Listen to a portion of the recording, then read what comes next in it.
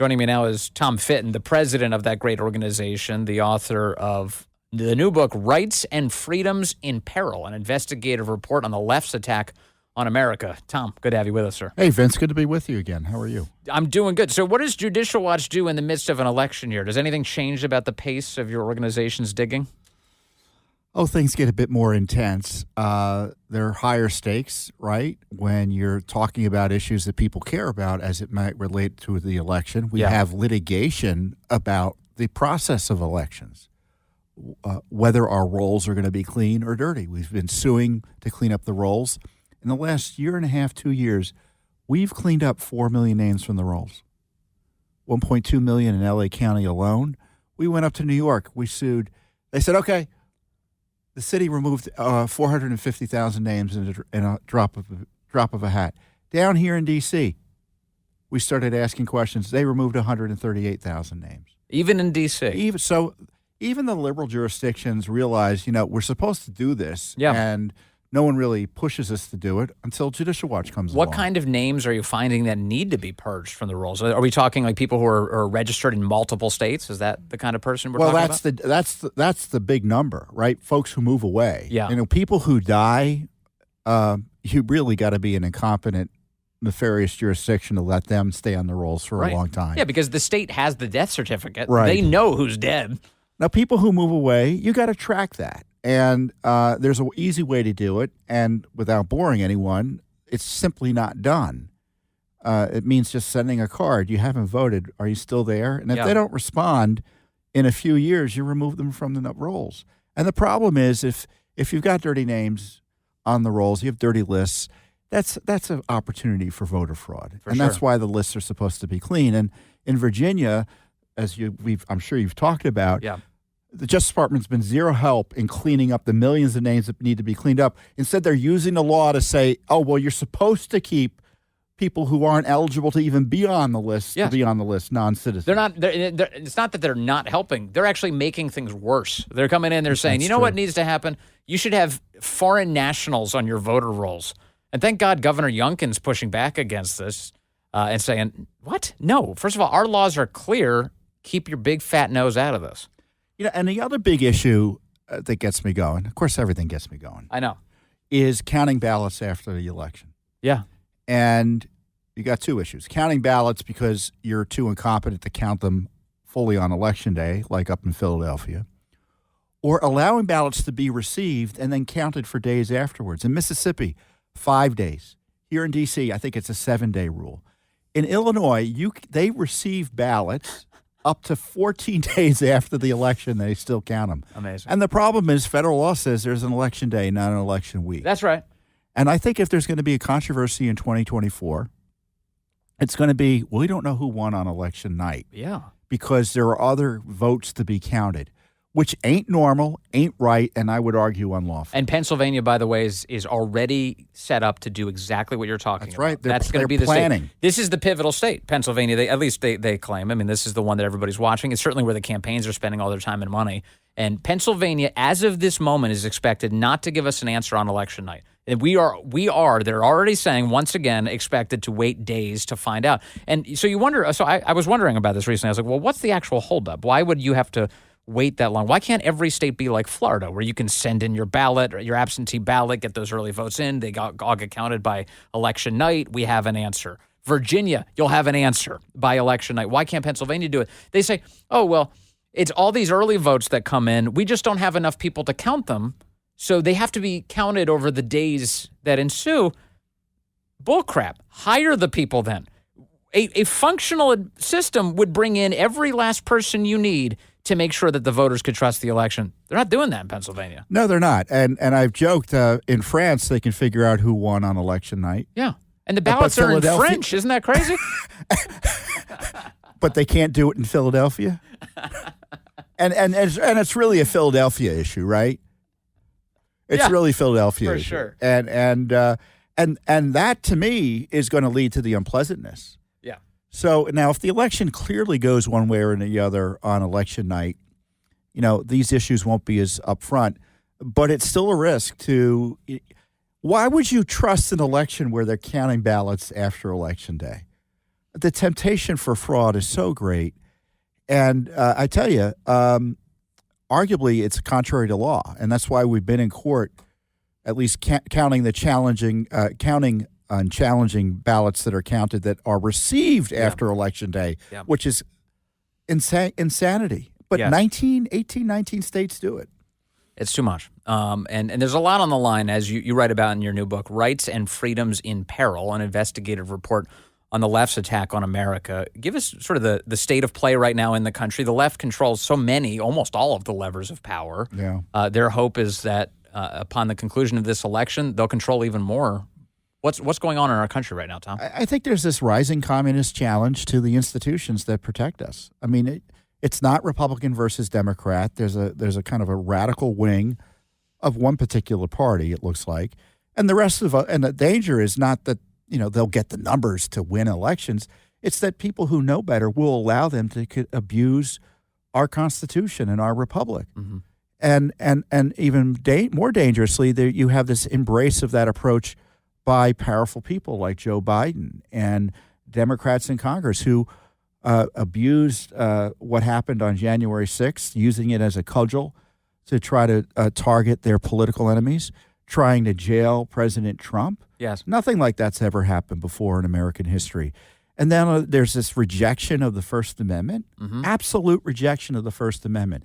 And when I'm censored, it's terrible. But what's even more terrible is that people who want to hear from me, they're censored too. So you're likely a crime victim, as best I can tell. Yeah. If Trump's been censored and you've been following him and you can't get access to that information, or someone else you followed. So there are tens of millions of victims of this censorship. And then on top of that, we've got the destruction of our border. And, every town now is a border town. Right. Thanks to this. And not only is it the economic distress, but their mere presence here in the United States changes our politics in the sense if they're counted and not deported in the next census.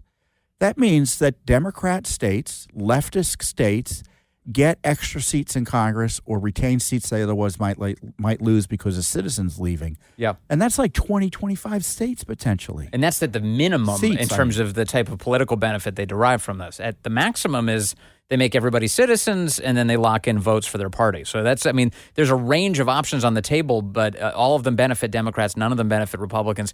And one of the things I think you're getting at the heart of, you talk about the economics of this, at its core, so much of this is just a corrupt crony protection racket. You know what I mean? Yeah, there are major financial interests, big pharmaceutical companies, big defense contractors, where they're deriving so much financial benefit from a corrupt relationship with our government that they're perfectly happy to go along with this. This is really, I think, really at the epicenter of this. This is why Trump is so rejected by this system, because he dares say things out loud like maybe we should confront that. Now, we're supposed to forget about the FEMA scandal, right? To your point.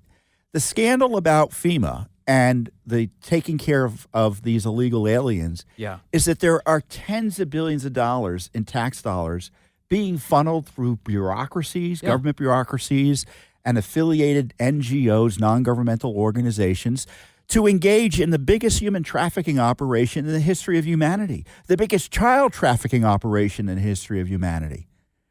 And we're just supposed to pretend that's a non-scandal. Yeah, and in Springfield, Ohio, you talk to the mayor, you talk to the governor of that state, Mike DeWine, and they make excuses like, well, the employers need them. This is what they'll say. They'll say, well, the businesses need them. That's crap.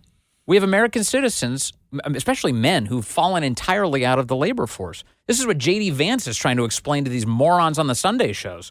We have people who, right in this country, who need to be taken care of. And instead, because of these corrupt relationships, we're importing foreign nationals to supplant American workers? I don't like that deal. Yeah, I mean, there's no major industry I'm aware of where foreign nationals are the majority of workers. I mean, the idea that there's some jobs Americans won't do is so patronizing. Yeah. I don't know about you. I did jobs that supposedly other people wouldn't do. My family, I come from family who did jobs that supposedly other Americans wouldn't do. And it's just so contemptuous of people who work for a living in the sense of hard work, physical labor and things. You're a maid.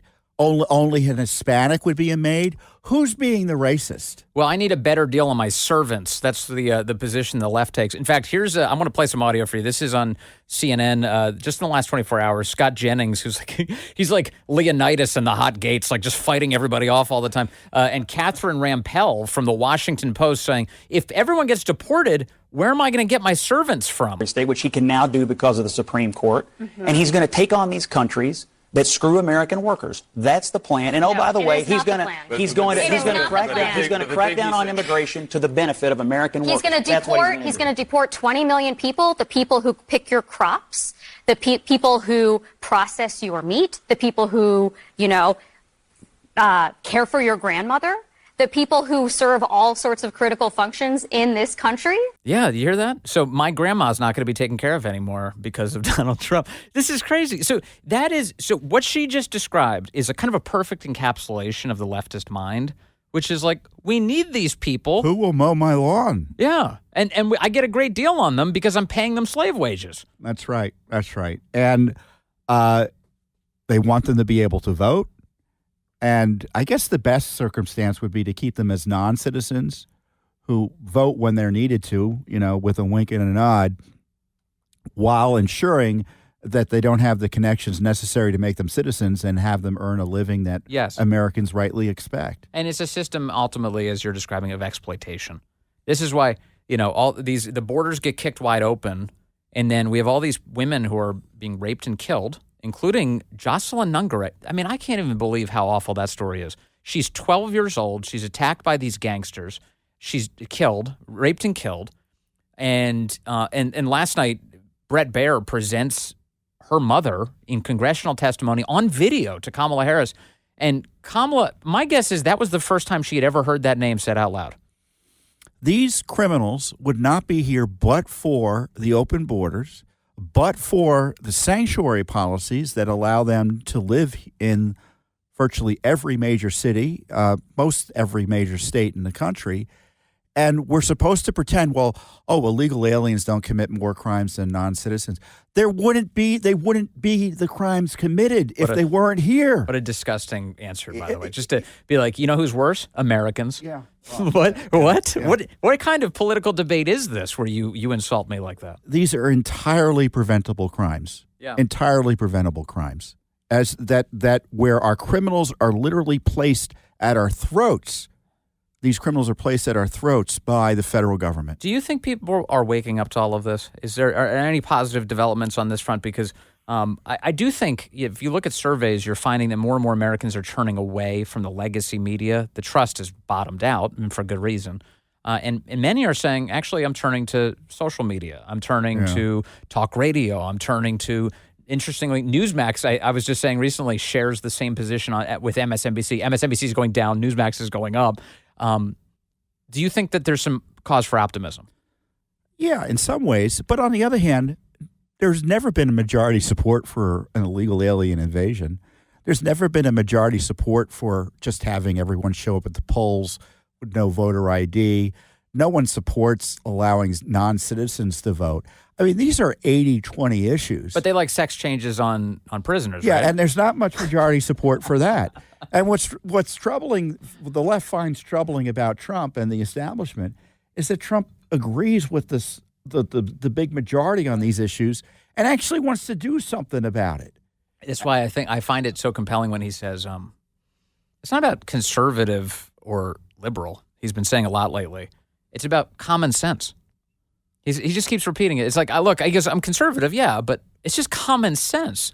Yeah, and it used to be when I heard a Republican talk like that, I'm like, oh no, that's a sign, to buy into the establishment. Yeah. But when he's talking about it, that is truly just, this is just common sense approaches. And this isn't an endorsement. I'm not saying vote for or against Trump, but I'm highlighting the anger, the establishment and left-wing anger at him, because he does kind of have this approach where these basic views that virtually all Americans share, or a super large majority share, he's willing to go to bat for, and that's why, despite all of his other issues, he's succeeding.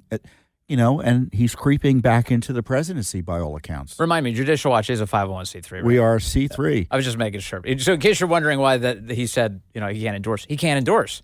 But Trump definitely... I guess I can in my personal capacity, but I avoid it. Yeah, that's all right. I was just clarifying for the people. The leftists would think you're not fooling anyone, Fitton, as to who you believe, but also, who support. That's right. But also, let's be honest, who's got a better set of values? You don't have to do a presidential endorsement to be like, yeah, Trump's way better than Kamala. And I put the book out here because I'm concerned that people don't have the full set of information necessary, to make a decision.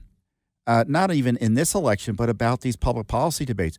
We're all being lied to about what went on in 2020. We're being lied to about COVID. We're being lied to about the border, about the left's attack on our First Amendment rights, about this crazed DEI obsession. I mean, that's the contagion that's going to destroy America, not COVID, where the left is embracing racist discrimination. Yes. In a way to maximize their Marxist impacts. That's what they need to know about, and how the left doesn't just want to steal elections, they want to end elections. And Exhibit A is Kamala, excuse me.